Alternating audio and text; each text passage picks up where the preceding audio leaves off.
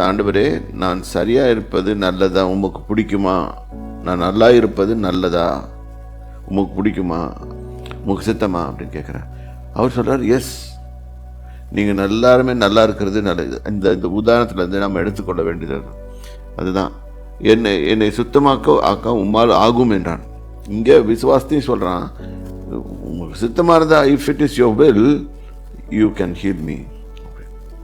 No, God says, I always want to heal you. அவர் என்ன சொல்கிறார் 3வது வசனத்தில், அவர் தமது கையை நீட்டி அவனை தொட்டு. இந்த இடத்துல இந்த காலத்தில் என்னென்னா, குஷ்டரோகம் வந்து யார்கிட்ட போக மாட்டாங்க, திட்டு. அவர் அதை பார்க்கல, நேராக கொண்டு போய் கையை வைக்கிறாரு. இப்போ நிறைய பேர் சொல்லலாம், ஹீ இஸ் அ கிரியேட்டர்னு. ஆனால் அவர்கிட்ட இருந்த faith so much. Anything, even the germs or whatever it could have been there, அவர் மேலேருந்து அந்த ஆள் மேலேருந்து அவர் மேலே பட்டால் கூட அது செத்துடும்.